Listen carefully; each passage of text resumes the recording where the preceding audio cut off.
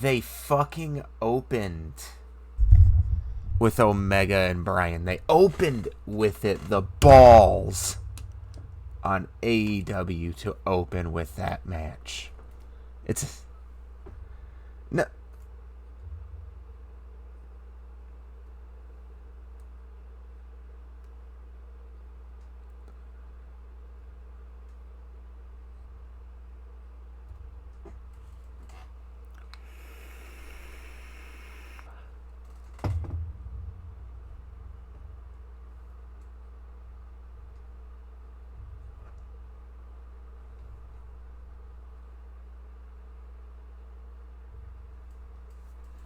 Yeah, and let me tell you something about this show. This show was a very, very good thing.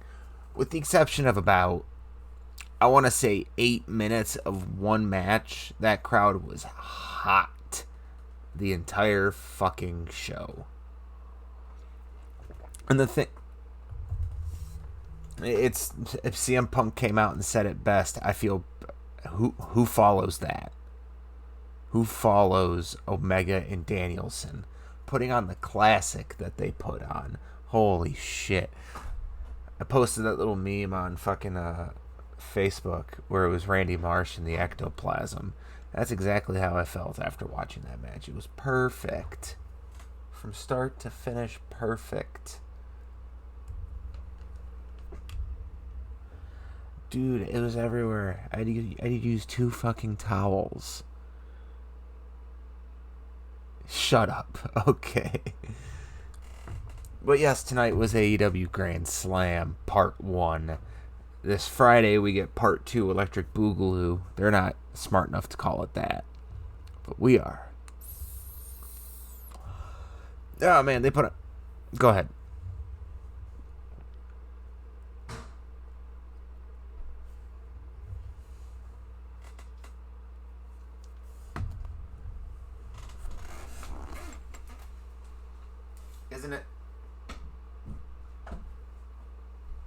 Isn't it since...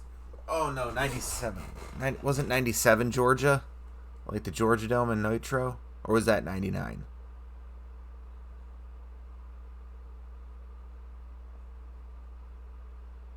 Okay.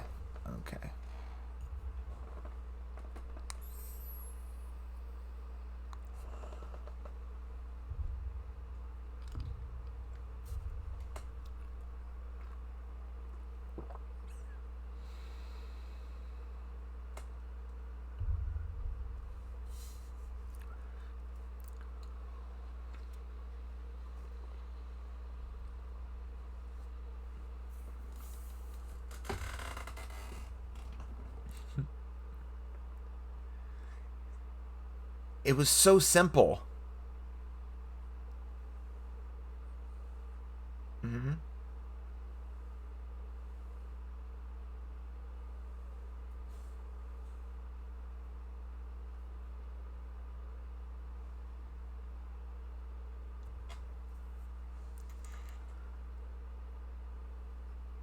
No, what I liked really about this whole show was the stage. It had such a minimalistic feel to it, which I felt made for better viewing, because I feel that's the only way they got 20,000 people in that arena, is because if you had that big paneling in the back, like for entrances and shit, it wouldn't have worked. You wouldn't have gotten 20 things. Apparently no one can hear you. Let me turn up. Say something now. Yeah, I can hear you. I don't know why you can't hear Ethan. Ethan, do me a favor, leave the chat and come back. But yeah, there was no way they were going to fit more than 20,000 people in that place without getting rid of the big stage. Well, let's see. If we have our expert here, Trevor, in the chat. He made our intro. He hasn't given me permission to download it yet through the email, so if you can do that, I can play it on the stream for people. I've requested it like twice now, man.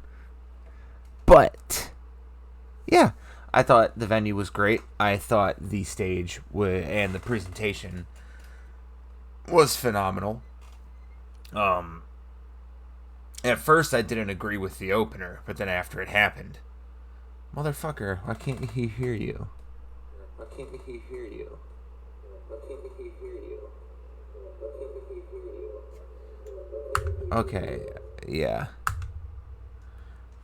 Yeah, you're not coming through. Holy shit. Okay, we gotta figure this problem out. Well, it's not hearing you, it's hearing it through the chat. Give me 1 second.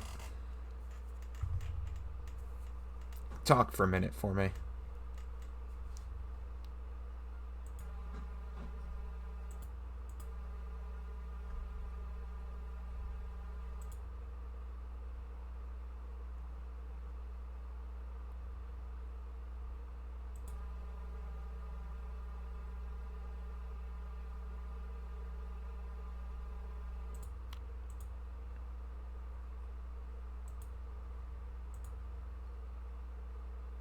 I'm not sure what's going on.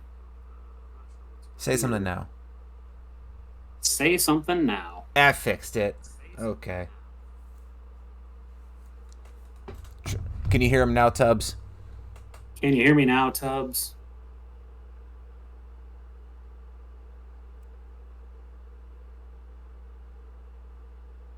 We're running a real professional audio rig here.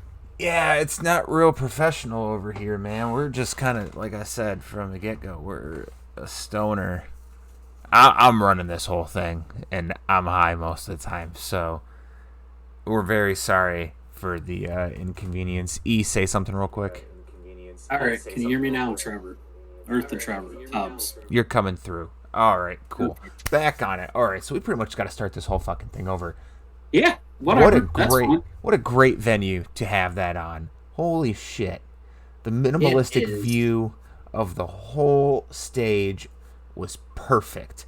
And there's no way that you could have gotten that the 20,000 people in there having like the grandiose pay-per-view stage. They went for a minimalistic view to get more butts in the seats, and it worked. That place was loud as fuck, with the exception of 8 minutes tonight.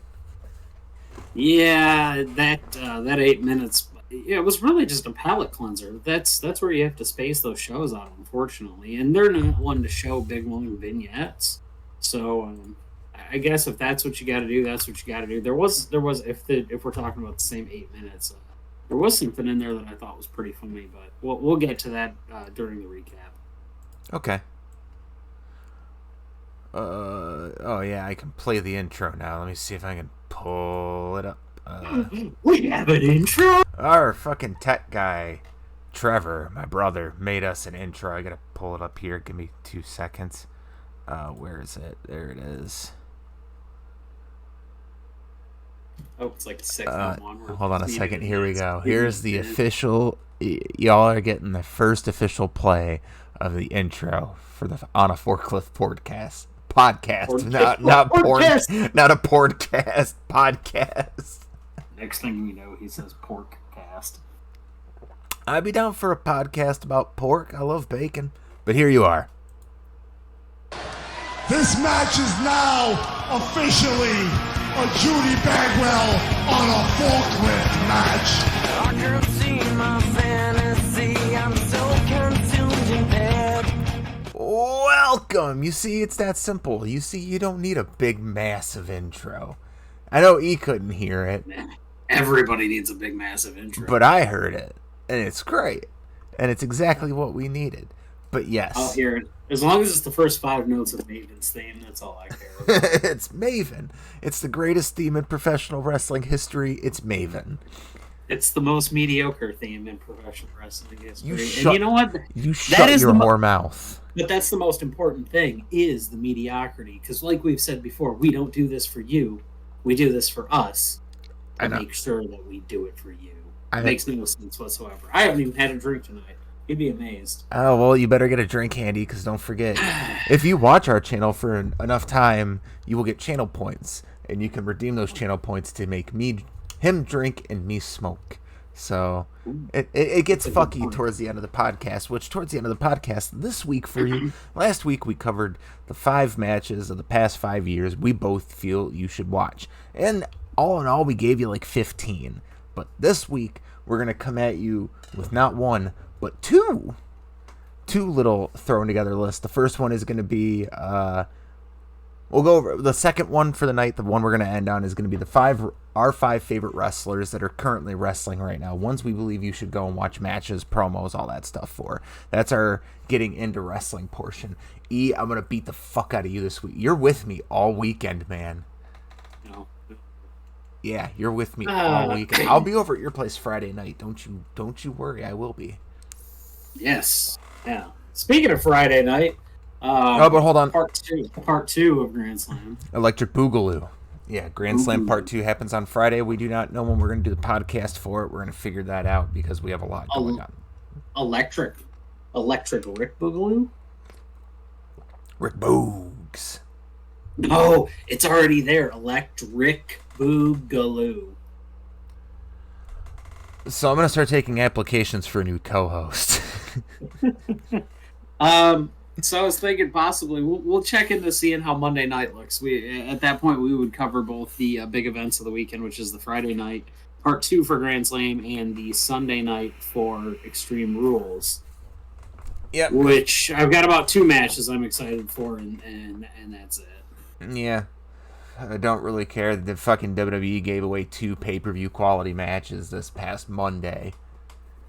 But I'm not upset about the one. I'm not upset about either. They were both great, but still, the best match on the card was Randy Orton versus AJ Styles. That match fucking humped. Mm-hmm. But no, the second list we're gonna throw at you is the 4 wrestlers we each want to see in the Owen Hart Legacy Tournament, because AEW has just announced a partnership with Martha Hart over like the Owen Hart Foundation. What, buddy? You look like you're about to laugh. I was, because I whispered Chase Owens and like. I think I'm actually I am wearing a Chase Owens t-shirt right now. Oh, of all things. Fuck. Of all wrestlers to be wearing their shirt, I have but I pretty much have the original OG like Bullet Club shirt for every member. But, yeah, that's a big piece of news that came out, is that AEW has brought back Martha Stewart. I say Martha Stewart's name. They had Snoop Dogg. They could get Martha. They did. Martha could be dropping bows out there. Listen, can we get a Martha on a Forklift one match? day we'll talk about my obsession with Martha Stewart being the final boss of Def Jam, but that's another podcast. It's going to be a Martha Stewart on a forklift match between Snoop Dogg and Wale.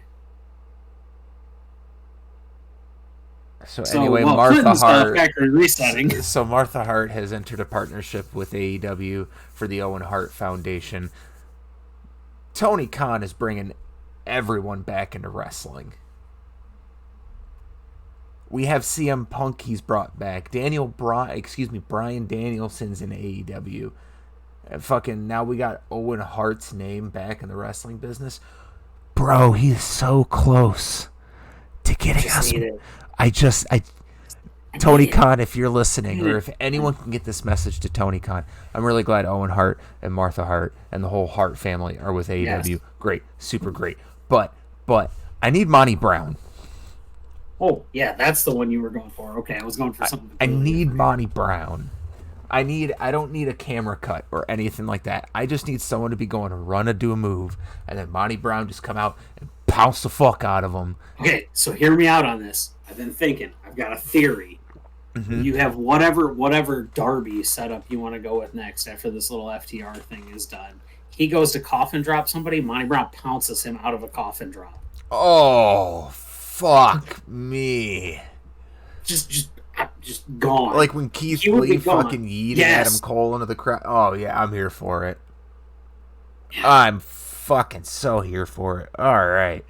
Well, my God, we're 15 minutes in. We should probably cover this again. All right.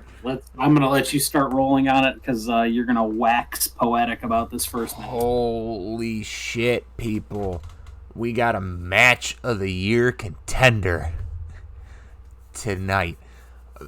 For all week, it's been debated. First of all, the balls of AEW to open up their show with Bryan Danielson and Kenny Omega are huge balls, massive nuts to open up your show with that. Not to mention, open it up with a 6-star fucking classic time limit draw. Oh my god. Holy shit. Those two did fucking everything in this match. I popped out of my fucking seat for that cattle mutilation. It has been so long since I have seen Brian do a cattle mutilation. You would probably hate me because I'm only going to give this thing a 4. Like what? I'm only going to give it a 4. You're entitled to your wrong opinion. Oh, I know. But at the end of this year, when we're sitting here talking about the best professional wrestling matches of the year, I don't want to give this one a 6 stars because I don't want to give. Look, it's 6 stars is me being facetious, but to get this quality of a match on Dynamite is. Oh, I'm not arguing with that. This is the best match we'll see on TV all year, unless they run it back, which they're. I really want Hangman. Back. I want Hangman in full gear, but I think it's going to be Double or Nothing or Revolution. Like, I'm okay with Brian. Like, I'm okay. Like, that, give me this match again with no time limit. That's what I want. I think what they're going to try to do here is run the Okada Mega route, but in the U.S. Yeah, but he's still going to be Hangman's going to be the one to kick out. That's fine. Hangman can still be the one to kick out. But Hangman and Kenny Omega, that's the match for this year. Like, that's the match that needs to happen. There's no bigger main event that you're going to have on the AEW calendar than that. But besides that, Brian and fucking Omega had a barn burner of a fucking match. There's times where you just get engulfed in wrestling and you just, like, you forget what happens. That's why you go back and watch it a second time. This is one of those matches I'm going to have to go back and watch like 2 or 3 times because I missed so much. I've got everything pulled up here thanks to F4WOnline.com. Dave Metzler, like, I know people hate him, but I appreciate his criticisms of wrestling. Like, all criticism for wrestling is good. That's why we're here too. Mm-hmm. But my Mr. Paprika. Oh, sure, yeah. But those two went at it for 30 fucking minutes. And this is the one thing I'm going to compliment AEW for. We didn't have a commercial break from the time that the show opened for 25 pissing minutes. They had about 7 minutes of intro, so they got about 18 minutes of TV time before they cut to the first commercial break. Awesome. That's treating this like a pay-per-view quality match. And then you kept the whole thing in picture-in-picture. The things that I remember, fucking Brian taking that fucking dragon suplex off the top rope scared the shit out of me. He landed perfect. The running down the ramp V-trigger looked vicious as fuck, even though I know it didn't connect at all. It looked vicious, but it didn't connect at fucking all. That sequence between the dragon suplex on the ramp, which he was this high off the ground when he hit the ramp, but I loved the slide and then just the twitch. That's it. Listen, you could tell you're working with world class athletes because most people would have laid there like they died. Mm-hmm. He goes, "Hey, I know what a neck seizure looks like because I used to have the thing, so I'm gonna act like it." That's money, is what that is. Yeah, it is. And the one thing that I love is that they still keep true to the fact that Daniel or Brian has a bad fucking neck. Like, they sell that every time. Like, his neck is well protected by everyone. He's fine. He's going to be fine. As long as he doesn't fight Naito, he's going to be fine. Well, Naito's not fighting anybody right now. No, he's out until 2022 for sure. But one thing I got to shout out here. The one thing I've got to shout out, Excalibur. I fucking love you, man. Your play-by-play commentary and your in-depth into the wrestlers' like lives, like in their training regimens, are amazing. I trained Brazilian Jiu-Jitsu. I trained at a gym called Kaizen in Michigan. It was a wonderful gym. Everything felt like home. And a few times we had Neil Melanson come into the school and teach us jiu-jitsu. And the first time that I ever went to one of those things, I was wearing the Daniel Bryan Yes, Yes, Yes t-shirt you bought me. I was wearing that, and I also had chops at the time. I was trying to go for a chop look. It wasn't working, but I had them. So he pulled me to the side. He was just like, so, like, you like Daniel Bryan? And I was just like, fuck yeah, he's one of my favorite wrestlers. He was like, I train him, right? And I was like, yeah, I do. That's why I got super stoked when I found out you were coming to the gym I train at. Why I wore that shirt. It's why I wore that shirt. The second time I went, I wore a Bullet Club t-shirt because I came straight from work. But yeah, meeting that dude was super awesome. And then he asked if I was into Elvis because I had chops. And I was just like, no, I just really like Hyde from that 70s show. And that has not aged well at all. Remember, you can like the character, you just don't have to like the actor. No, but like it's this fucking like really shitty beard. But yeah, I got to train with the dude who teaches jiu-jitsu to fucking Bryan Danielson, and that's cool as fuck to me. And I pop super hard for that. And I love that play-by-play commentators like Excalibur are fucking putting that shit out there. I love like the little tiny details because it makes it a little more real. Like, yeah, Bryan's trains jiu-jitsu all the time. You got that, and all I've got to do is I got to take a chop from Petey Williams. That's something to brag about, though. That's my claim to fame. But you refused a Canadian Destroyer, didn't you? Well, it was literally his first time in the ring in like 7 years. And what better way than to give a rookie a Canadian Destroyer? He just wanted. They come in and it's anyway. But yes, this match was fucking phenomenal, start to finish. That crowd did not stop.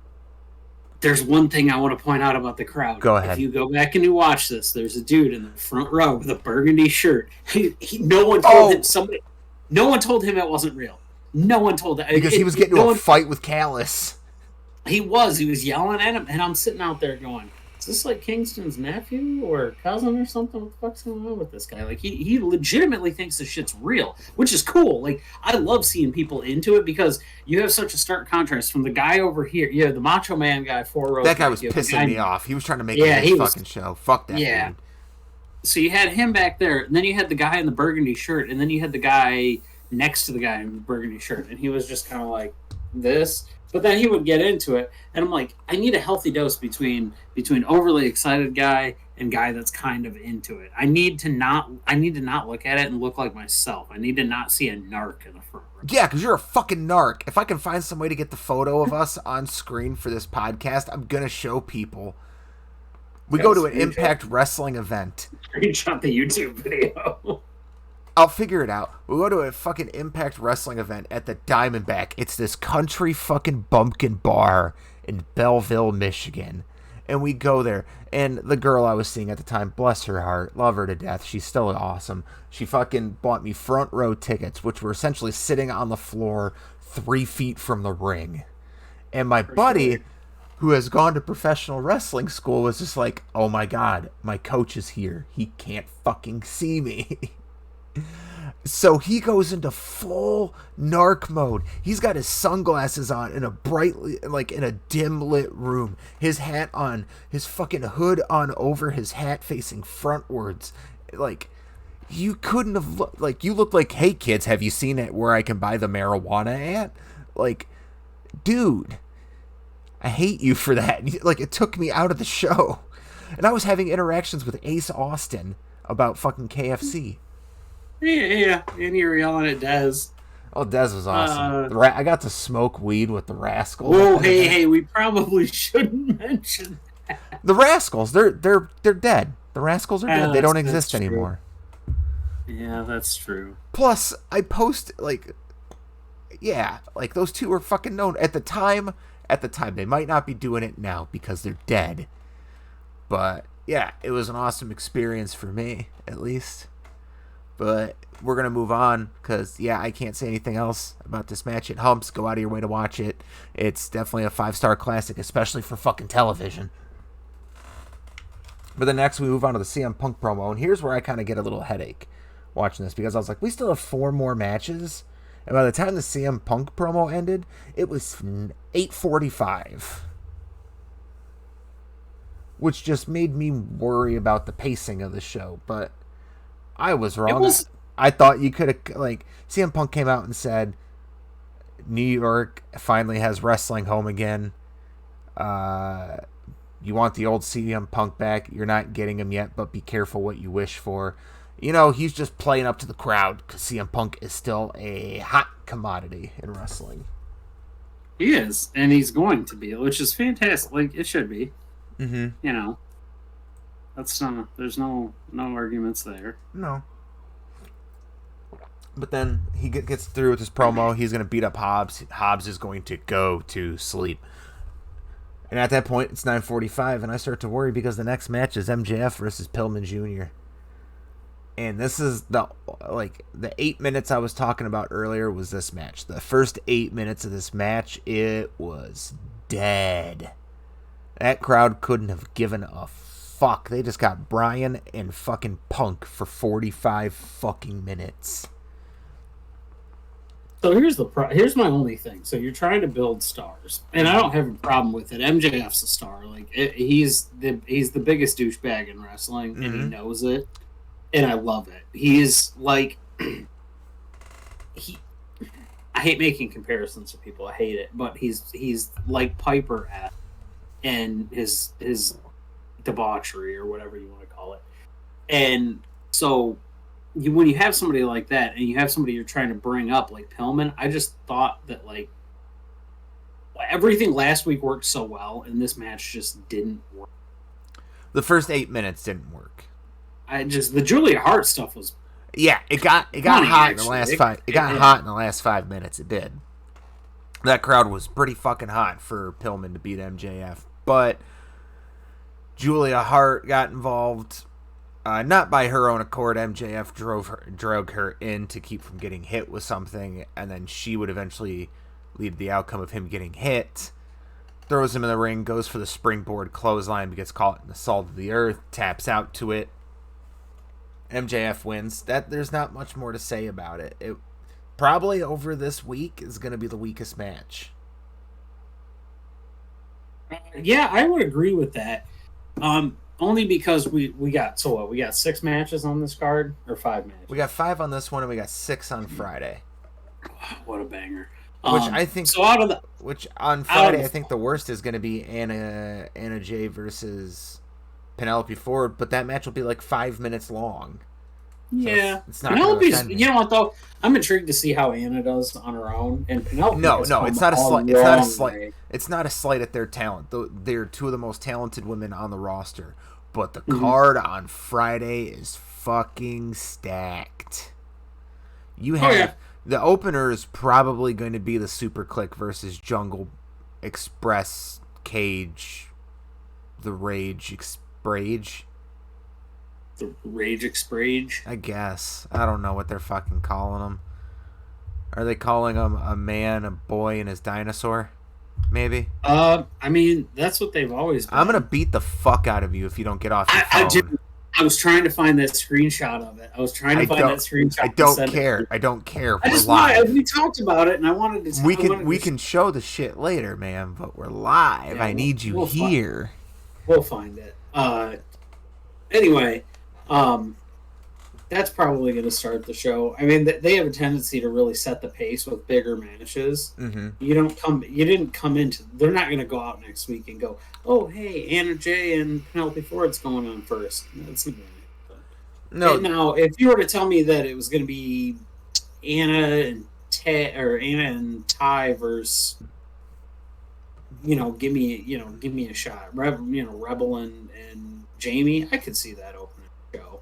No, but they're not going to put that. Well, they're not going to put that match out first. They want to protect them, and I understand that. No, that's a palate cleanser match. As offensive as it is to say to them, like on the card they're on, it's a palate cleanser match. Especially when you have Moxley and Kingston versus fucking Suzuki Gun in the main event in a lights out match. So that's going to get violent as fuck. You think they're going to have exploding ring in that one? No, just a lot of blood. Just a lot of blood. Lots of blood, and then fucking... That card's pretty stacked. It's stacked as Yeah, fuck. so I think the so then, I think the Super Click versus a man, a boy, and his dinosaur is going to open the show. yeah. So that leads us into the next match. It's the Malachi Black Cody Rhodes match. And this match went way too long too. I agree, and a couple of things I didn't like about this match. First, Cody's 17-mile long cape, which made absolutely no sense to me. And then I was glad to see Brandy back. It's just I knew she was going to insert herself in the match whenever she does come back. It's one of those tropes. Also, you knew Cody. You knew Cody wasn't going to win either because he didn't have black hair. Like, nope, he came out blonde. That was his downfall. Is he came out blonde. His pants, his whole outfit looks like he went to Disney World and just stole shit from the Hall of Presidents. Look at it. He's not a heel. He's not a face. That's why he doesn't come out of either tunnel. That's why he comes out of the ground. Same thing with Malachi. Malachi doesn't come out of a tunnel. He like when he comes out, he's on the entrance ramp, sitting dead center.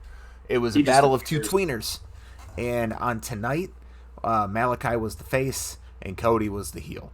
If that place sounded like if Cody would have won that fucking match, they would have rioted. Mm-hmm. They would have burned that place to the fucking ground if Cody would have won. Malachi just has the guy's got it.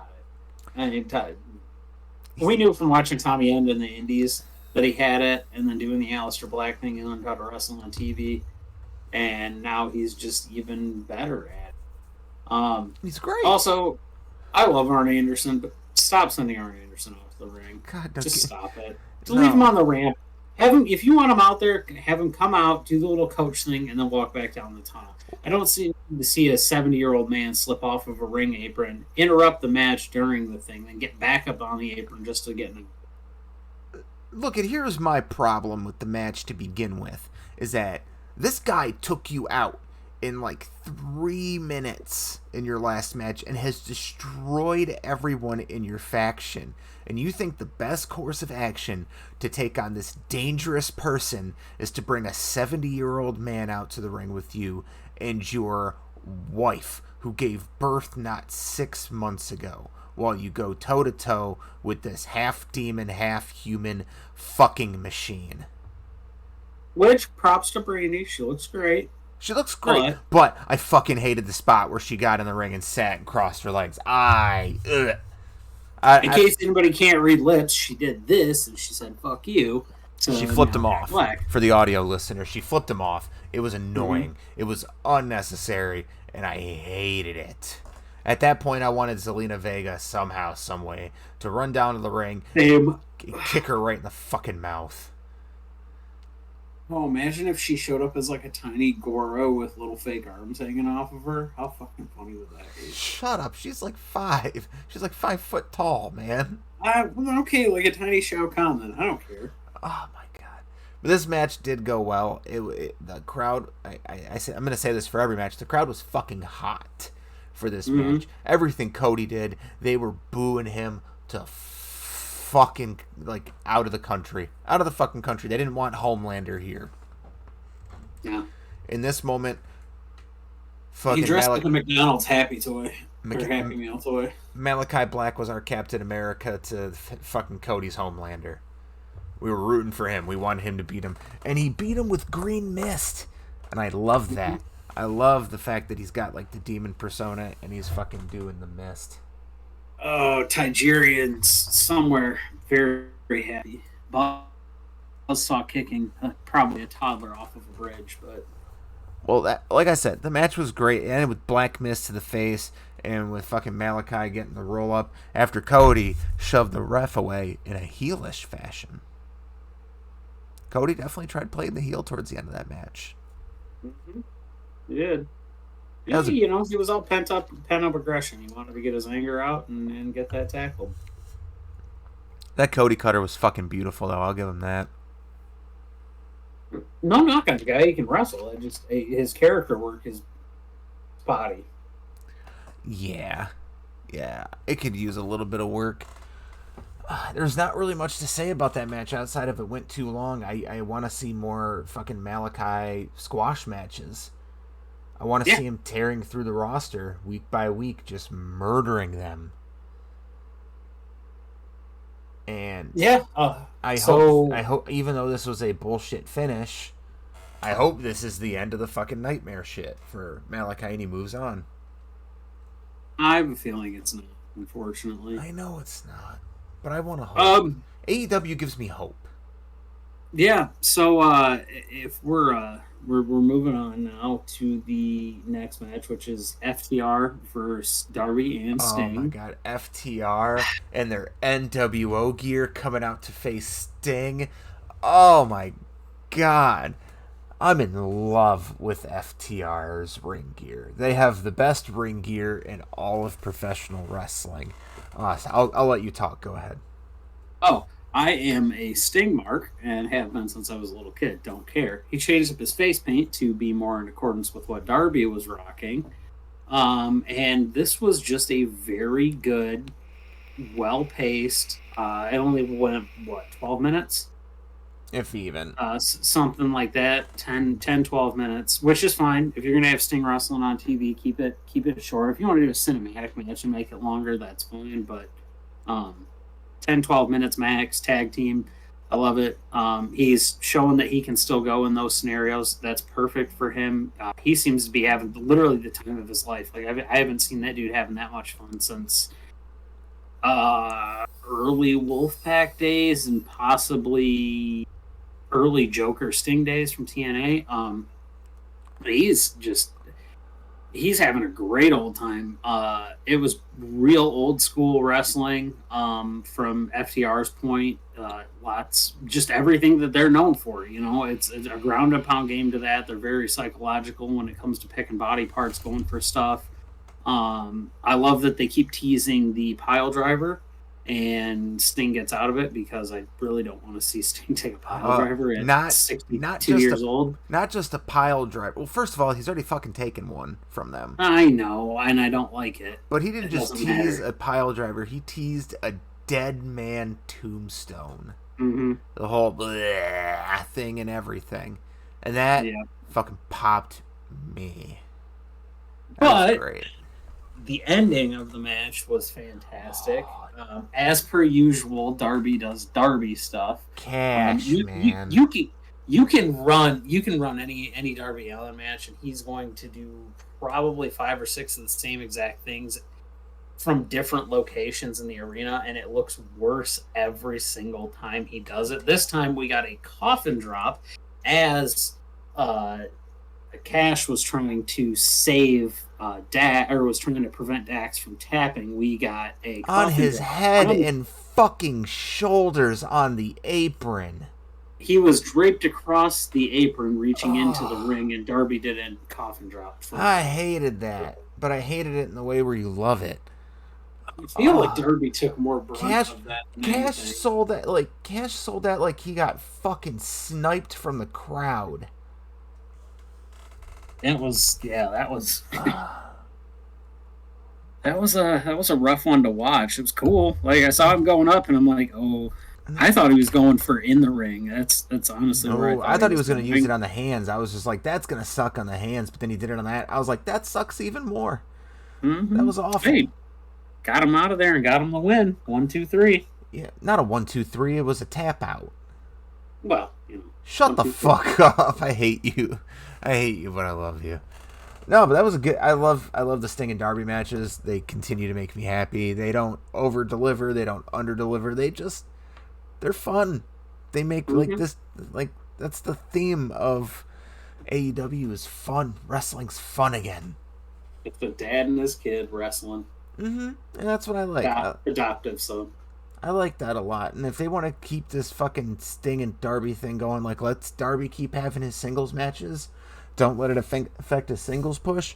But you can have Sting and Darby matches like every month, every other month or something like that. Keep Sting for like the major dynamites. Like don't give him away for free. Give him away for free, but don't give him away on Dynamite every week. Like I like this idea of keeping him on pay-per-view and on special Dynamites. Yeah, your Fighter Fest, Fight for the Fallen. Exactly. And stuff like that. He's perfect for that shit. And I love it, because then you can have your legend spot on the card, and it doesn't affect fucking anyone. And does FTR look bad in this defeat? No, not at all. FTR is still, in my opinion at least, the best tag team in AEW. They start looking bad if they start losing matches to, which, no offense to 2.0, but if they start losing matches to 2.0, Private Party, people like that, that's when they would start looking bad on a regular basis.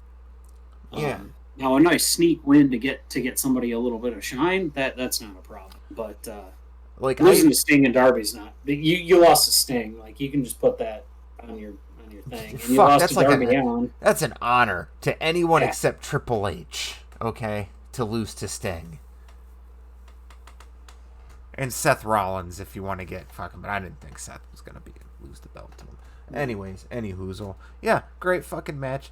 4 for 4 on Sting having great matches in AEW. I still stand behind, and this one might be controversial. The 2.0 one is still my favorite. Sting no-selling that table spot, and the double fucking Scorpion Deathlock. The double Scorpion Deathlock. Fucking mint. Then we got the whole lineup this week for the Grand Slam 2 Electric Boogaloo. We have CM Punk versus Powerhouse Hobbs. We got the Lucha Bros and Santana and Ortiz versus Private Party, Butcher and the Blade. Anna Jay versus Penelope Ford. The Super Click, which is Adam Cole and the Young Bucks versus Christian Cage and Jurassic Express. Chris Jericho and Jake Hager versus Men of the Year. And then in your main event, it is Moxley and Kingston versus Minoru Suzuki and Lance Archer in a lights out match. That is going to be bloody. It's going to be violent. And I'm going to go on a limb here. All 4 men are going to bleed. Hands down. All 4. Moxley bleeds in almost anything. Suzuki bleeds in almost anything. Who bleeds first? Mox. Mox bleeds first. Mox? Yeah. Always does. I think it's going to be Suzuki. Mox bleeds like Ric Flair. I think he gets. I'm gonna start saying Eddie Guerrero instead of Ric Flair now because Yeah. We'll get to that in a minute because I'm pretty sure we both have some views on that. But yeah, I think Suzuki is gonna fucking. He gets that. Yeah, Mox gets that dusty color. Yeah. Mox is gonna just have that. Mox is gonna have a photo op though for this match though. He's gonna have like the photo that's like in fucking frame forever, and then like his Jack Daniels and cigarette. Yeah, or like the one where he was smiling when Omega kicked out when he was bleeding in their fucking lights out match, where he was just like, yeah. But then, unlike AEW, and I'm pretty sure it's because we have Grand Slam 2 Electric Boogaloo this Friday, they only announced one match for Dynamite next week, and that is the TNT Championship match between Miro and Sammy Guevara. Do I think Sammy Guevara is taking the belt off Miro next Wednesday? No. Am I starting to believe that Sammy Guevara is going to be the one to take the belt off of Miro? Yes. Yeah, I think that's a fair assessment. I think it'll be a good match, though. Oh, it'll be a banger. It'll be a great match. They both have great chemistry, and I assume that like it's gonna rub off on a TNT title match. That'll probably be the main event of next week's show. That seems like the main event for an after big show. Yeah, Sammy's matured so much in the last 2 years. He's a different guy than when they first brought him out there, which is nice to see. Yeah, and he's grown a lot since the Sasha Banks incident too. Yeah, seems like he's one of those people that actually learned from his bullshit. Yep. Move on to the main event though. Britt Baker versus Ruby Soho. I was so happy when I looked at my phone when they came out to the ring and I saw they had 15 minutes left. The fact that they gave the women 15 minutes on a main event slot in the pay-per-view shows how much faith they have in both Ruby Soho and Dr. Britt Baker. DMD. Yeah, there were a couple of slip-ups in this, but nothing that you can really mess with or say was wrong per se. No, it was I thought this was better than the match. I thought this was better than the Statlander match they just had. No, it's a good match. I can't complain about it. I don't have anything to really write home about with it, but it's also not a bad match. It was a little bit of a dirty finish. It wasn't clean. Nope, it couldn't have been clean. For No, as fresh and as hot as Ruby So is, you can't do a clean finish on her yet. Yeah, we're gonna revisit this beforehand. I feel like this is gonna be you're gonna see a match in the next 2 months between these two for the title again. Like we've both said, Brit's hanging on to that belt until she faces Thunder Rosa next year. Revolution. Revolution is when I think she's gonna drop the belt. They're gonna main event that card. It'll be almost a year to the day from their lights out match. Yeah. So they will not have wrestled each other for almost a full calendar year. I think they're gonna do the whole Walter Dragunov build, where they had their match and then they don't touch for 10 months. Yeah, I'm fine with it. Do it. It worked out great there. I think it'll work great with these two. I think Rosa's going to tear through the division. Mm-hmm. She's a monster, and she's legitimately the scariest, like, in-ring competitor that I think they have. I still think it's Layla Hirsch. Oh, I love Layla Hirsch. She's intimidating as fuck. She's great. She's still working on the character work for it. She's got a good future ahead of her, though. There's nothing to knock on that. I think the women's division is in a much better, much healthier place than it was a year ago at the same time. Yeah, compared to last year, the women's division has made leaps and bounds in AEW from being damn near unwatchable. And that's not a slight on Hikaru Shida and her run. Her run was phenomenal, but she was the only bright light in the AEW's women's division for a hot while until the injection of Thunder Rosa and Britt Baker's feud. Yeah, well, until Brit came back from being injured. I mean, you can't blame her for that. She was doing as best she could, being injured but being on TV, which was awesome. And otherwise, you didn't have a lot to work with. You couldn't get your Joshis over here to wrestle. So Sakura, like that whole group of people were not available, and so you were left with Nyla Rose. You had Nyla Rose, Big Swole, and Sheeta legitimately ran through everyone. So yeah. Anyway, so that kind of wraps up the show tonight. Well, no, we gotta fucking. Soho tapped out to the lockjaw after some interference from Hayter and Rebel. Although it was a great match, the whole card, like I said, there was only about 8 minutes of dead time in this whole card, which is something that I don't say a lot for wrestling. Like, I would say revisit this whole show, and like if you got a shit or something, or you got a piss, do that during the opening after MJF comes out to the ring. You'll have 8 minutes to do whatever you got to do, because that match was just legitimately like, all right, everyone needs to calm the fuck down after Bryan and fucking Omega. Yeah. Overall, for a Dynamite, 5 out of 5 show. Yeah, I'd watch most of it again if I had to. I'm gonna be at work tomorrow, watching it again tomorrow. Got to sit down and actually watch all of it today, so enjoy the calm before the storm day. Yeah, Friday is gonna be fun. No, it's not. No, it's for anyone who doesn't know. I work at Verizon. If you work in the Michigan area, you can always find and get a hold of me. I will always help you out with your Verizon. No, Friday's gonna be fun for me, not for you, Mr. iPhone launch. No, but then I got you this weekend. Mm-hmm. We got brunch on Sunday where we get to go be catty bitches and eat French toast sticks and tater tots. Our leader Kevin is turning fucking 30, I think. 31. However, he's probably turning 21 in his eyes because he's just a beautiful soul. But well, he doesn't age because he's part of an enlightenment society. It's definitely not a cult. For the forward-thinking person. Yes, the individualistic thinker. Kevin's Gate.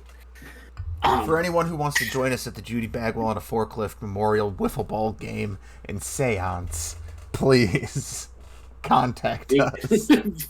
And vegan-friendly sacrifice. Fuck. Anyway, so that leads us into... We have one piece of really shitty news to talk about from this week. If you somehow missed it in the past 6 days.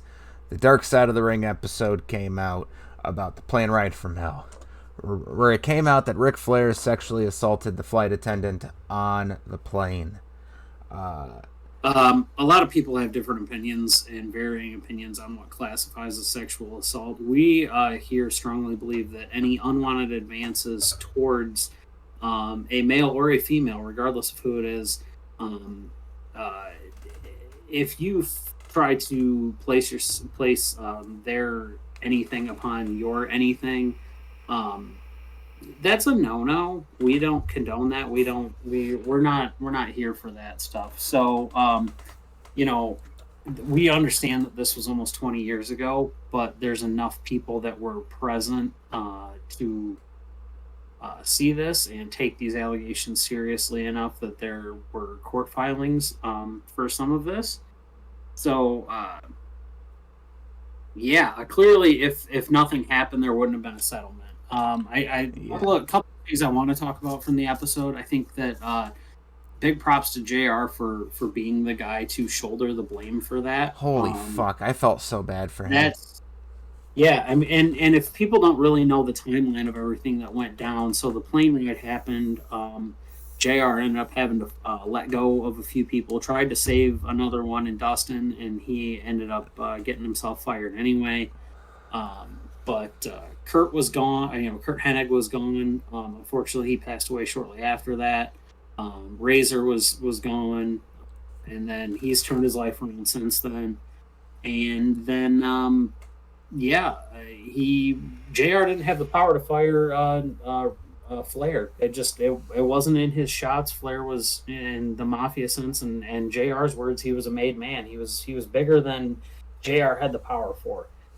So you had to do with that information what you will. You can only work so long. You can only do so much. But then shortly after that, JR lost his spot as head of talent relations, and about 2 years later, I believe, was the first time that he got fired from the WWE. Well, not the first time that he got fired from the WWE, but the most recent time at that point.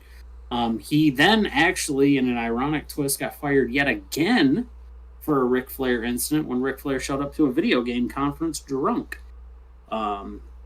Whether or not that has anything to do with the passing of his son is up for speculation, but still, JR got the short end of the stick, and something that I, once again, don't believe was his fault. My thoughts on the Ric Flair situation are this. Ric Flair got an extra 19 years of a career that he did not deserve. That was not the first time he did that. I'm willing to bet my life on it. It sure as shit was not the last. You will not really be hearing us talk about Ric Flair on this channel when it comes to the wrestling aspect. That's just my whole thing. Like, it's the same thing with the whole Chris Benoit situation. You won't be hearing us talk about Chris Benoit a lot on this channel, or any other wrestlers that you may see get picked in a bad light. And I'll use some examples here just so you don't ask later down the road. You won't hear us talking about any fucking Joey Ryans, any Marty Scurlls, anyone involved whatsoever in speaking out allegations of last year. Or Del Rio. Anyone like Alberto Del Rio. We don't like to cover people like that on their channel for reasons like this, because now we're sitting here stuck talking about why Ric Flair is a piece of shit and that Tommy Dreamer is a bigger piece of shit for defending him. Yeah, I will have to pipe up on the Tommy Dreamer thing. When I first watched it, his comments towards the beginning of it were not... they weren't as bad as I thought people were making them out to, and the comments got progressively worse during the entire thing. I think what really stood out for me wasn't the comment that most people were pointing out, because I understand, I guess, trying to defend somebody that you know for years and years and years. My issue is that not at one point did he seem like he learned from anything or had any kind of idea or his finger on the pulse of anything that happened. Tommy Dreamer is a talent agent in the wrestling business, or was, and within the last couple of years, there has been a big move towards essentially removing all of the scum that they can from the business. And one thing that he said was basically, I know Flair, he wouldn't have done that, and that's not an excuse at this point. When you got fucking Dustin Rhodes saying, like, yeah, I had to tell him to stop. And then Dustin Rhodes, who then actually did get into a court case about sexually assaulting a flight attendant in the same flight, which is something that I'll struggle with, but he has actually been a person who has proceeded to make amends and recognize his wrongs and actually own up to it. I think there is something to be said about giving somebody a second chance if they are wholeheartedly putting themselves into a situation where they can better the community around them by using their negative experience to learn upon it. Tommy Dreamer did not do that. He basically said, he's my buddy, he wouldn't do that, so that's who I'm believing, instead of looking at the facts. And the facts are this: that is more than likely not the first time and wasn't the last time it happened. And unfortunately, someone so steeped in wrestling lore got away with something that he shouldn't have got away with. And other people took the fall for him. So, Yep. And my thoughts on Tommy Dreamer are the same. You're the EVP of a company and you're going on a TV show and you're talking about, oh, this is just locker room shit. Like, this is normal day-to-day shit. What does that say about when people are coming to you in the back? Because you're a fucking, like, whatever role he was in charge of people and locker room etiquette. And, like, that's not someone, whatever. And that's not someone I want, like, working for my company. No, and Ed Nordholm came out and just kiboshed that stuff right away. I mean, and anybody that doesn't know, Impact's got a fantastic women's division. It's got to be really difficult for them to go back in there and say, hey, that's a dude we're willing to work with. No. He put out some BS statement after that, too, about, I didn't realize what I had said and blah, blah, blah. Well, I'm assuming that Vice filmed that 6-7 months ago. Maybe not that long ago, but they filmed it a while ago. So he said that shit a long time ago. He didn't like check ahead of time, like, hey, maybe I shouldn't have said that. Think about it. That means you had time to sit there and stew on it. Yeah, I made real good points. People are really going to agree with me on this situation here. Yeah. So fucking anyway, idiot. I do have one thing to say about the CD scenario. The only time that we will talk about certain people is based upon entrance music, and we will do our best to mention the wrestlers' names. But if you know the entrance music, you know it. And Our Lady Peace gets a bad rap, and it's not their fault. It's music. That's fair. Well, they retired that song. They said that song's dead. As dead as he is. Mm-hmm. But yeah, fuck Tommy Dreamer. Fuck Ric Flair. That's my stance on the whole matter. No. He's not involved in this, but fuck BJ Whitmer while we're at it. Oh my god. All right. We're gonna get to a point where we're gonna get a guest and somebody's gonna know. Somebody's gonna be like, hey, we know BJ. He's actually a pretty solid dude. I'm gonna I be don't like, give a fuck. I have to keep up. I have to keep it up. I still hate Damian Priest for the fact that when we went to go see him at that Ring of Honor event, he came out with BJ Whitmer. That was his debut in fucking Dearborn. Was him as a Punishment Martinez with BJ Whitmer as his manager. I still hate Elias's jeans. Well, Elias is dead. Don't forget that. For now. No, but in the other news we talked about earlier in this episode, the Owen Hart Cup is coming to AEW. We do not know the rules. We do not know what kind of format they are doing. But I messaged this fucko earlier and I said, yo, let's think about the 4 people that we each want to see in this cup. And this isn't like people who are confirmed for it. These are people that we hope are in it. So, Edie, you want to go first or you want me to go first? Yeah, so I actually made 2 4-person lists because go ahead and do we're gonna do the one each thing. Yep. Well, and so then so basically what I did is I made 2 separate lists. I made one of 4 people who are in AEW, and then I made one of 4 people who are permitted for the Forbidden Door to possibly appear on the cup. Okay. So my first one on there, I think Sammy Guevara has to be in. I don't know the rules. I just think he's a young talent. This is a great way to showcase him. I think he's somebody who has to be involved in it. My first one is Dustin Rhodes. He is one of the only people alive still wrestling who actually wrestled Owen Hart back in the 90s. And I think that would be a pretty cool fucking thing for Dustin to be one of the only wrestlers who's actually had a match with Owen Hart compete in the Cup. That's just me. Go ahead. Dante Martin. Oh. Same thing holds true to Sammy Guevara. He just happens to be even younger. He's a crazy high flyer, and if you haven't watched Dark or Dark Elevation, go check him out because he's on there he's on almost weekly. When he finally gets his chance, this guy is going to blow up. Like you thought Ricochet was cool, wait until you see Dante Martin if you haven't seen him. I'm going with Cash Wheeler.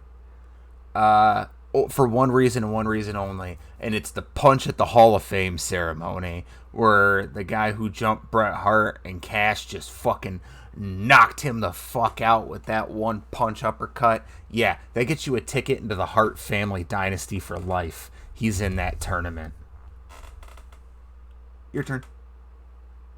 So I had to think long and hard because those two names came up to the top of my head, and I thought about some other ones.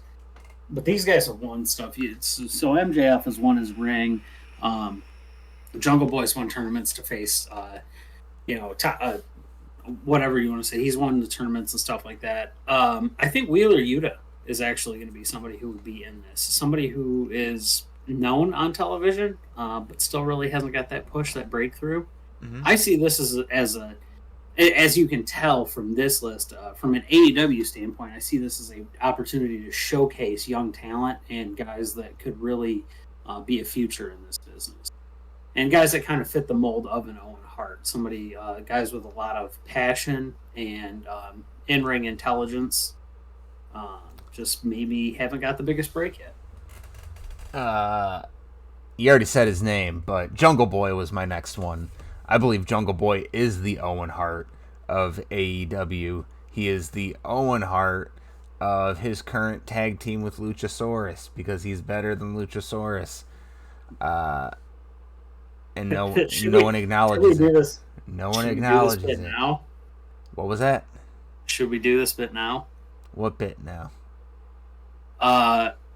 Just to clear this, we're going to put this out there right now. Owen Hart is better than Bret. 100%. You can argue that with us any day of the week, but Owen Hart is 100% better than Bret Hart. He just did not have the same opportunities to make that.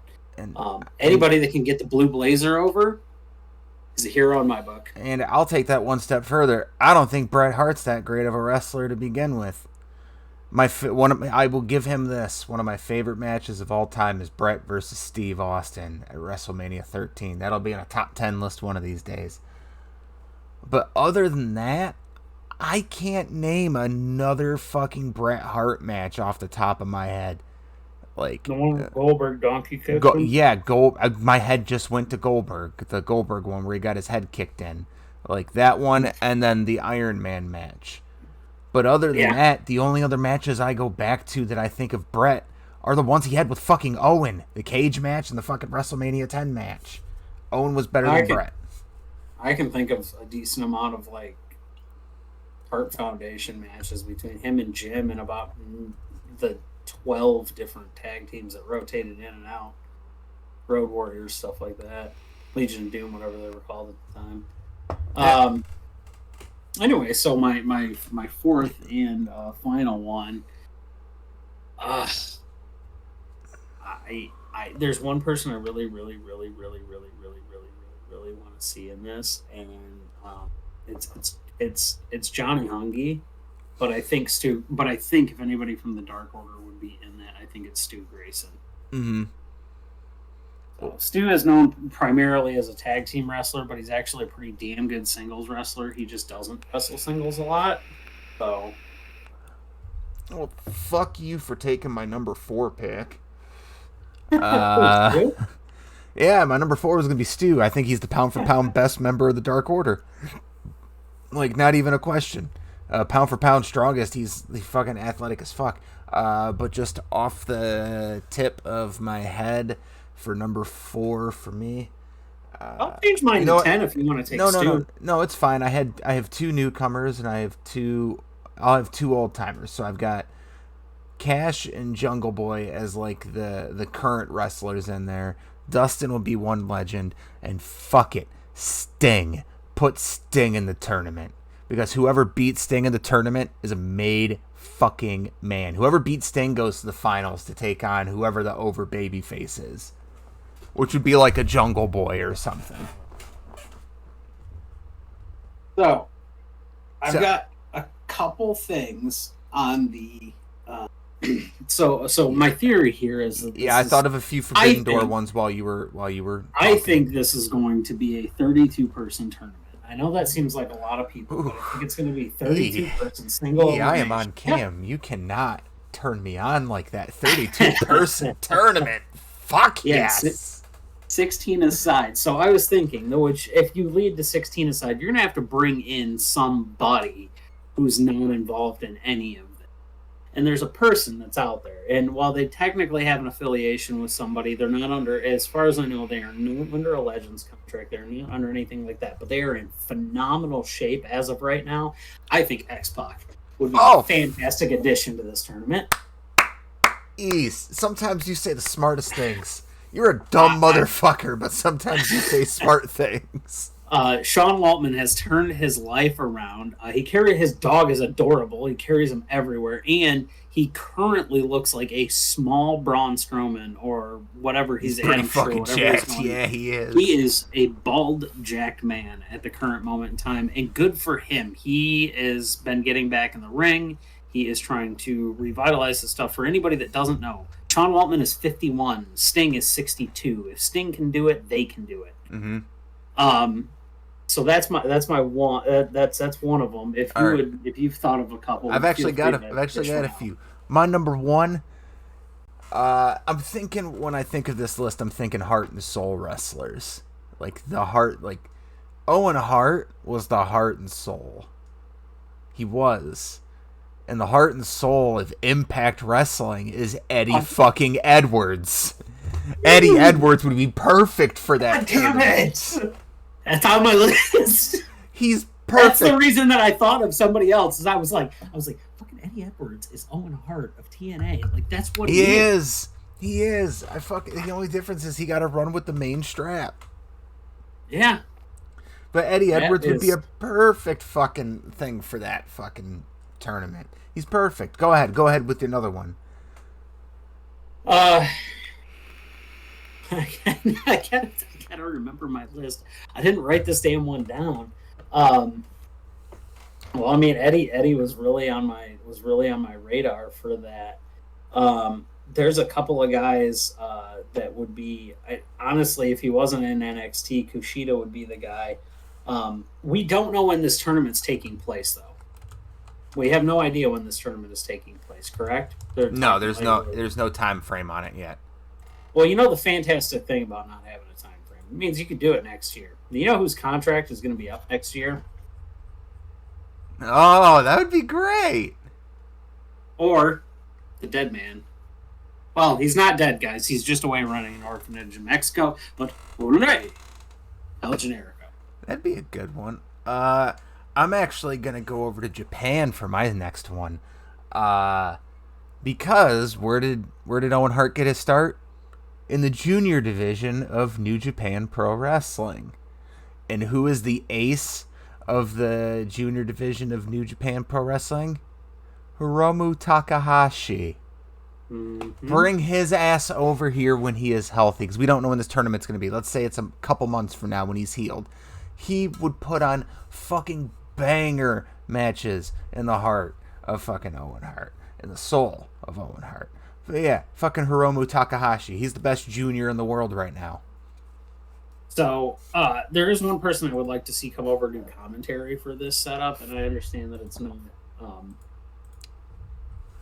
really this. So, I guess technically it would be, I want two people to come over. I want the standard, I don't know his name, and I feel like an asshole for it, the regular New Japan announcer for the Japanese market, along with Jushin.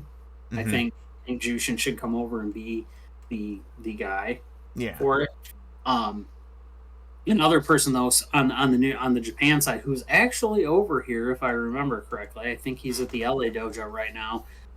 That would be a good person in there. Would be Rocky Romero. So my next one is in the same thought process as you of somewhat of like, what if this is a few months from now, or like, let's say a year from now? Who's the heart of NXT? Who's all heart and no soul? You can't do it yourself. Former NXT champion, former three-time NXT North American champion, and one-time NXT Tag Team champion. I'm talking Johnny fucking Gargano. Yes, you are. Johnny Gargano would be perfect for that tournament. You want to, like, what was Owen Hart? Owen Hart was always classified as a small guy. This tournament should be stacked to the brim with small guys that are coming to look to make themselves known as a heavyweight. Like, that's all Owen Hart was. He was just a fucking junior, always trying to get in the heavyweight spot. The funny thing, too, is because he's not even, like, in regards to the people now, he's not that small. It's just how it is. No, fucking, he'd be like fucking Braun Breaker. Which this is a Braun Breaker stan channel. We want everyone to know this now. Yeah. Bronson Reichsteiner or Braun. It's fucking Rick Steiner Jr. Let's just call him Rex Steiner. Yeah, that Braun Steiner. I don't even care. That's fine. But that's just what it should be. There's a bunch of people that really should be in that tournament that aren't going to end up being in that tournament. There is one person I would love to see in it. I don't think he'll do it. I don't actually really know what's going on. He just signed with MLW though, and you're gonna know who it is just based on. Oh, Alex Shelley, our hometown boy. Absolutely. He'd be perfect. I would absolutely love to see Alex Shelley in that. And honestly, it's not even for a thing for him to win something. Just every time Alex Shelley wrestles somebody, go and watch the next match they have. They are better. You want to make the show even better? First round match. Alex Shelley versus Chris Saban. Put the butts in the fucking seats. Because that was my fourth pick, was going to be Chris Saban. Because Chris Saban, he's a former 8-time X Division champion. No. I take it. I know who I want. Josh Alexander. Yep. Well, he's Canadian. He's Canadian. He wears headgear. He's got the whole getup. He wears. Well, save it, buddy, because we have a top 5 list to go down, and I promise you, an Impact wrestler is on mine.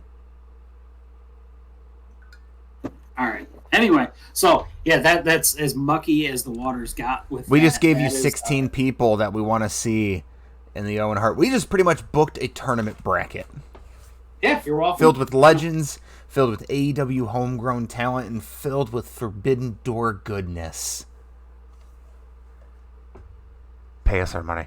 But anyways, we're going to move on to the learning portion because we're coming into the tail end of the podcast. And at the tail end of the podcast, we like to do something special for the people who are getting back into wrestling. Like, because we know CM Punk brought a lot of people back. They've been out of the game for 7 fucking years, maybe even longer than that. But I remember back in 2011, Punk brought me back. And I know he brought a lot of people back. So at the end of each podcast, we like to save that time to give you stuff to do. Essentially, we're giving you homework. Because today's list is a top 5 list of our favorite current wrestlers. So wrestlers that are currently active under full-time contracts right now. This doesn't pertain to just AEW. It goes to every single promotion, so you can get a whole fill of matches you may have not seen, or even heard of for that matter. But I'll start this list since he started the last one, because my number 5 is Impact Wrestling's Josh Alexander. Josh Alexander right now is Vince McMahon's wet fucking dream.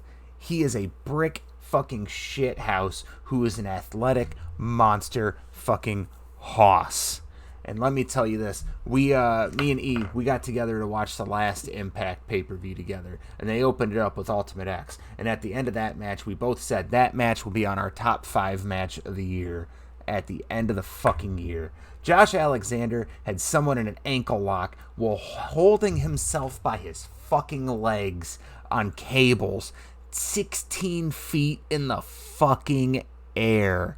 Josh Alexander is a fucking monster. He is doing nothing but putting out banger matches with people like, I hate this guy, I'm sorry, but his Iron Man match with TJP was phenomenal. That X Division match was phenomenal. He is defending the X Division title consistently, weekly, on a basis that hasn't been seen since the likes of Chris Saban. And not to mention, he just had a banger match with Chris Saban this past Saturday. And he's cashing in option C, which is when you turn in your X Division title, you can challenge for the World Heavyweight title at any time. And he's going to be taking on Christian Cage at Bound for Glory. You bet your fucking ass that Ethan and I are going to be sitting in his living room watching that pay-per-view and then having a live reaction to that because we are both fucking fanboys of Josh Alexander. I'm going to stop coming over this man now. Josh Alexander is probably going to be my wrestler of 2021, if not the number 1 wrestler on my list. Also, love me some Christian Cage, just because it's a little bit of a nostalgia factor. If anyone's having the return of the year, it's Christian Cage. Yeah, Good for him. I'm happy for him. My number 5 slot. I was debating on making this an honorable mention and slotting somebody else in there, but I'm not going to. I'm just going to call it what it is. Number 5, Mr. Danhausen. Donovan Danhausen, Kid Gorgeous, whatever you'd like to call him, currently goes by Danhausen, and he wants your teeth. He is full-time in Ring of Honor. He is one of the goofiest dudes ever, but he's also one of the best self-promoters that you could possibly have other than maybe Ethan Page. Every time this dude picks up a camera, it is generally hilarious.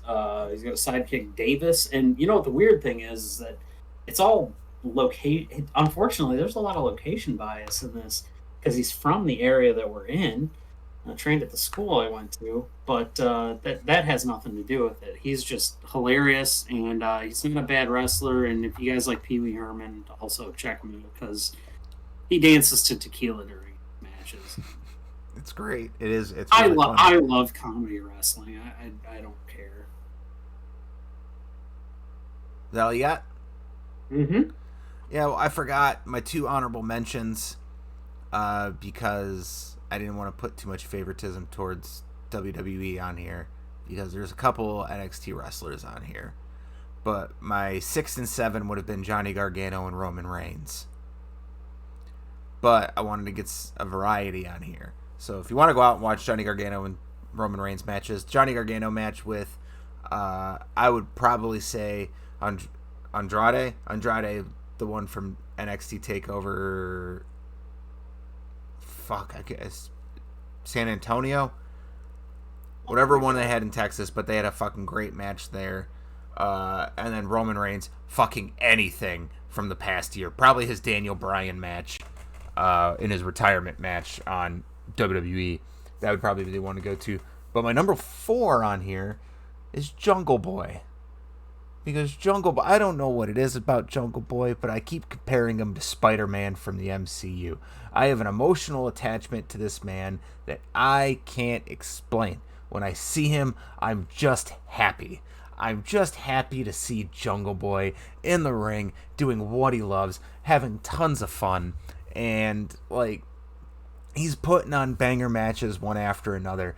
A hidden classic that no one talks highly enough about is his match with MJF from, I think it was All Out Double or Nothing 2019 or 2020.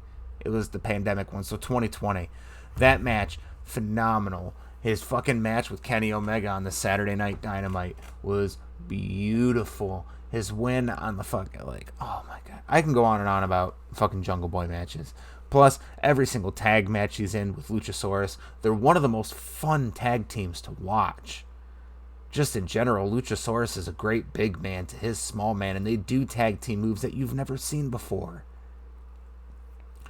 Jungle Boy is phenomenal. The main match, I would say, go watch is that MJF. That MJF match. Go ahead, E. I will take a little bit of WWE bias on this one. Pete Dunne.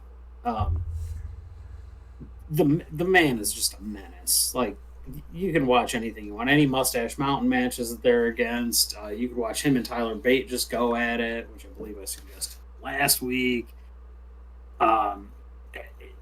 Like I said, he has a bear tattooed on his kneecap. A literal bear on his kneecap. You can actually, I don't even know if it's even tattooed there. You can't convince me that it's tattooed there. I think he just glued the head of a bear to his knee. Or it signed a contract to hang out there for a while. But regardless of what it is, Pete Dunne's an absolutely terrifying man. There is no question why his nickname is the Bruiserweight. He's one of the few people who actually live up to his nickname. And when we get the inevitable Dragunov Pete Dunne match again, because I think it will happen, those two are going to just kill each other. Mm-hmm. Dead. But yeah, he's been great for years, and he just keeps getting better and better and better. And the less they use him on TV, the better his matches are, which is weird because I would love to see more of him, but the less he's wrestling on TV, the better the matches are. Fucking hell, I couldn't agree more with that. Well, my number 3 is Daddy Tommaso Ciampa. I go back to, like, this will definitely be in my top 10 at the end of the year, but Ciampa and Walter from TakeOver Stand and Deliver. Up until Dragunov and Walter 2 was the match of the year. And now Tommaso Ciampa is in his second reign after 908 days away from a title he never fucking lost. Up until that moment before he had to vacate the title from injury, he had banger matches with fucking everyone. His feud with Johnny Gargano is the fucking feud that put fucking NXT back on the map. After they lost Shinsuke, after they lost Finn, after they lost fucking Samoa Joe. Those two carried that brand on their back for 6 solid months in a great feud. His match with Alistair, phenomenal. I was live for a match he had with Dominik Dijakovic. That was fucking phenomenal. Tommaso Ciampa just does not have bad matches. And like I said, his match with Walter, oh my god. Fucking Walter beat him with a chop. A fucking chop. That was my finish of the fucking year. Regardless, if this was a top 10 list, you better believe that Walter would be on this fucking list too. The match I will tell you to go watch with Tommaso Ciampa is Tommaso Ciampa versus Walter from Stand and Deliver earlier this year. But Tommaso Ciampa is the NXT heavyweight champion right now. He's going into a feud with Braun Breaker, who I believe is going to, like, if we were doing this list a year from now, he's probably going to be in that top 5. Because Rex Steiner is amazing. And Tommaso Ciampa is going to carry him to the promised land. Go ahead, E. Yeah. So number 3, these aren't in any particular order. Just want to clarify that. Not for me anyway. I can't speak for Clinton. Chris Bay, though. Dude's just the X Division match. He is fantastic. He is the newest member of the Bullet Club. So you're going to see him on some New Japan programming as well as the Impact, which is great. There needs to be more eyes on him. I really hope that he is in whatever next Super Junior Cup they have, because he's fantastic for that. He'll be just absolutely amazing. He's like, I don't want to be mean about this. So imagine if Kofi, young Kofi, like 2009 Kofi, which is a good year for Kofi. Imagine if 2009 Kofi was even better than he is now. I fucking broke him with the callback. Bro, I'm so mad they took that scene off the network. It was gold. 2009, that was a good year for you, wasn't it? Yeah. Hey, man, what happened to the accent? Kofi, I'm going to be honest with you. You should have gone into the future because it got much better for you. Yeah, oh, God. Anyway, so imagine, like, Royal Rumble Kofi all the time. That's Chris Bay, but he's also ruthless. He put on the Bone Soldier gear and just he's excellent. He's just excellent because the guy's got flow, finesse. He's a lot like what Shane Strickland was before he became Isaiah Scott. Mm-hmm. Which is no knock on him. It's just NXT WWE waters people down. NXT even waters people down, even though the product is so good for so long. They still do water people down. But if you get a chance and you can go see any of Shane Strickland's old stuff from the Northwest Wrestling and stuff like that, that's Chris Bay. That's exactly what he does.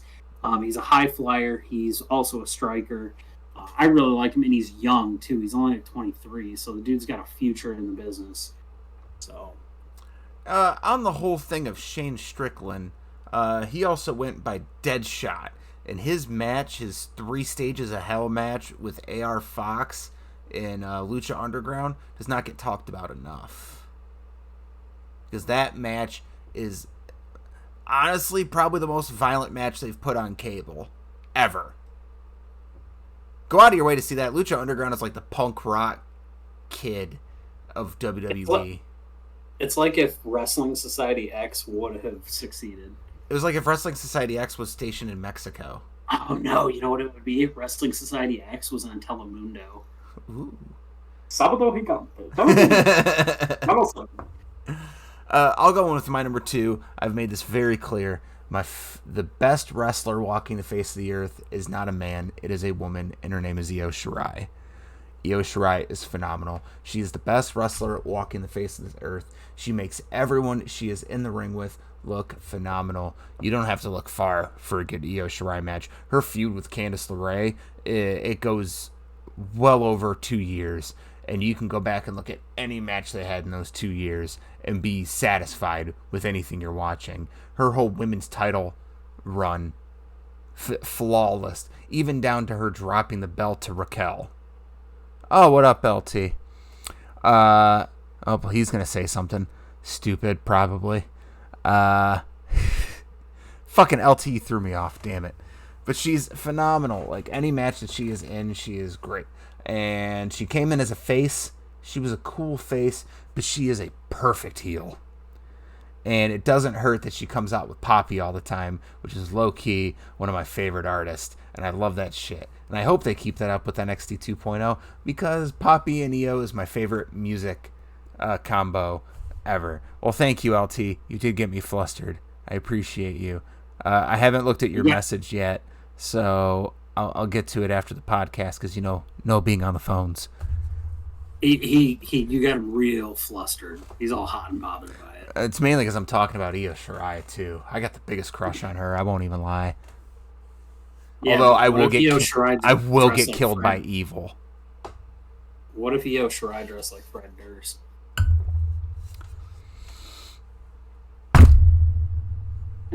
Adam, LT, send him your wardrobe. But go ahead with your number 2. We're about to run over. It was by happenstance. We both put female wrestlers in this slot. So, I could have sat here and told you that I wanted to put Tenille here, and I'm not going to put Tenille here. I'm going to go purely based on.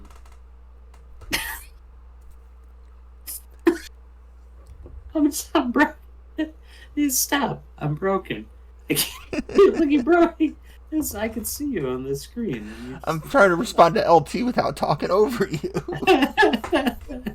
No, go ahead and do it because I gotta catch. Well, he's just like my man can't stand up, and I just like it's big, it's wide, it's long, it's big. It's a beaver tail. Fuck off. We can't tell those stories on the podcast, man. Oh my goodness. Fuck, you made my camera blurry. Now I gotta reset it. Shit. Okay. Oh, man. Okay. Thanks, LT. It came down to a couple of people here, and they've been kind of tossing the title, or not tossing the title around, but there's been one person who's kind of beat everybody, and I'm a big fan of a lot of the women's wrestling scene, especially in Impact. Jordan Grace is fantastic. I enjoy Kiera Hogan matches. Tennille's really good. I know she just lost to Taylor Wilde. But I have to give a nod to Deonna Purrazzo. She has done something that doesn't generally happen with women's wrestling, and she has just run roughshod over the competition. And I was really kind of hoping to see her face Camille at Empower, but she didn't. She faced Mickie James, which is fine. I understand why, because of the history of Mickie and the Knockouts division in TNA. So I'm kind of hoping that happens at Bound for Glory. We get a Camille Deonna Purrazzo match. Okay, I like that. My number one is actually quite funny because he's in the fucking chat right now. It's Eddie Kingston, baby. There's no one better on promos than Eddie Kingston. There's no one who makes me believe that wrestling is real more than Eddie Kingston. There's no one who is better in that ring and telling a story than Eddie Kingston. And he's in the fucking chat right now. You've never seen LT and Eddie Kingston in the same place at the same time. I've never been talking to LT during a Kingston match. LT won't come over and watch wrestling events with us when Eddie Kingston's wrestling.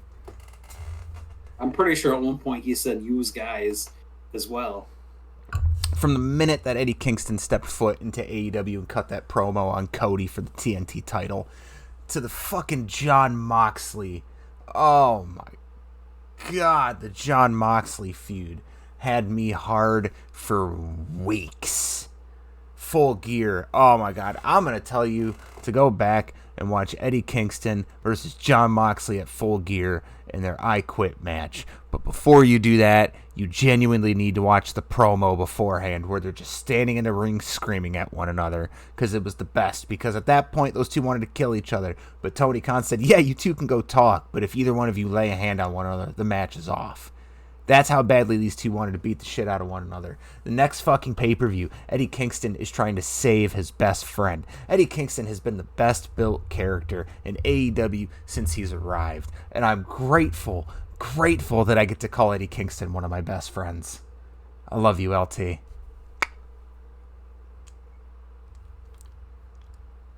Well, I guess that leaves me with the last pick in this draft, per se. Hangman Page. Eddie. Oh, okay, Hangman. But Eddie Kingston. No. Eddie Kingston in the chat has said, "You have no proof." Sounds like nothing to me. I would have hit him. So he's saying he would have gotten in the ring and beat the shit out of his buddy. Like, get the fuck up, motherfucker! You shouldn't be in this predicament, anyways. Hey, LT. How many pairs of Christian Dior Air Force Ones do you have?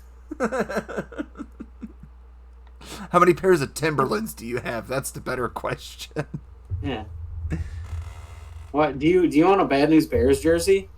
Oh my God. Anyways, Hangman Page, great number one. Yeah, continue. Number one is Hangman Page. I know he's been gone from our TVs.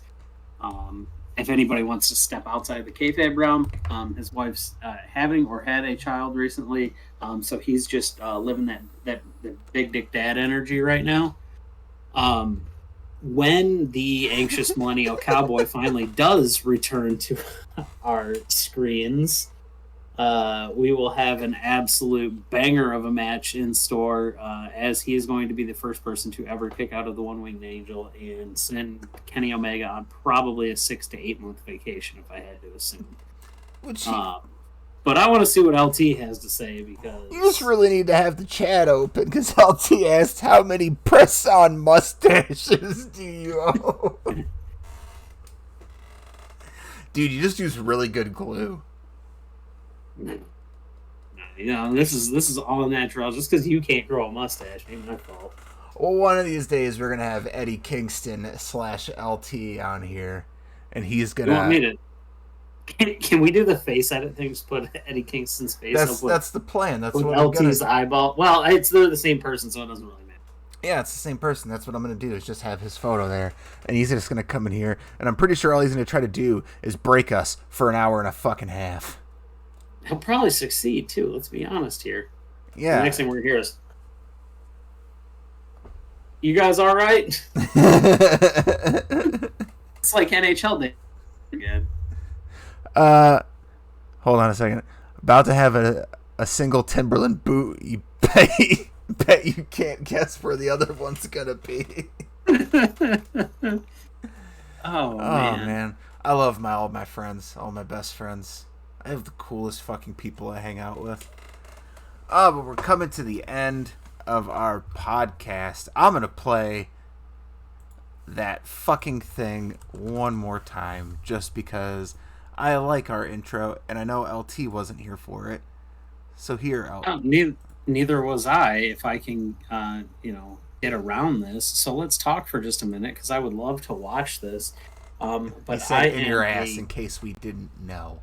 Yes, LT, we knew it was going to be in our ass. Thanks, Red Foreman. We really needed that motivation. And I can see the chat now because I'm not a heathen and I actually opened it up for once. Proud of you. I've had it up this whole time. Well, yeah, but we've already established I'm a piece of shit. Yes. But go on. Okay, so LT, Trevor designed our intro. So here it is for anyone that wasn't here earlier. Here's the going and raw. Here is the on a forklift. First off, Super Troopers, call me your tits. Okay. You are Super Troopers. Here is the intro to On a Forklift. This match is now officially a Judy Bagwell on a forklift match. I can see my fantasy. I'm so consumed in bed. What I see. So simple, so elegant, so perfect.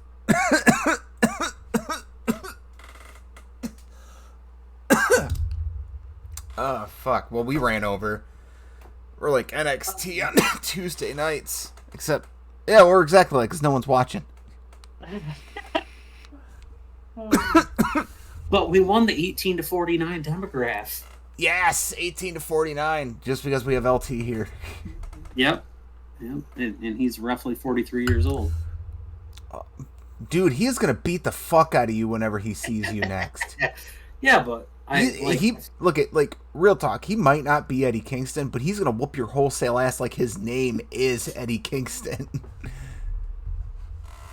Yeah, well, I'm used to it. My wife beats me. So. Well, you deserve it. I hang around your wife. I've seen you two together. She should hit you every once in a while. You see what she lives with. Mm-hmm. Well, LT hit us with a big pop-up puff to end the show, so we'll do this. Holy Nike's Batman! I just had like an ad thing pop up on the screen. Not really an ad, but like a news thing. And it says, hold on, because while we're on here, hundreds of carp in a Michigan lake have died from a herpes outbreak. What? Yeah. I don't know, man. I stand over the thing on the bottom that says 54 degrees, raining now, because it is. I can hear it on the window, but it says hundreds of carp in a Michigan lake have died from a herpes outbreak.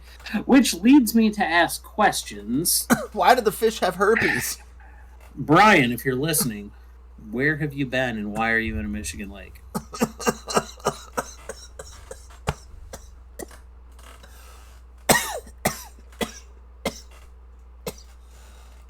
You and LT are trying to kill me. You two are teaming up on me.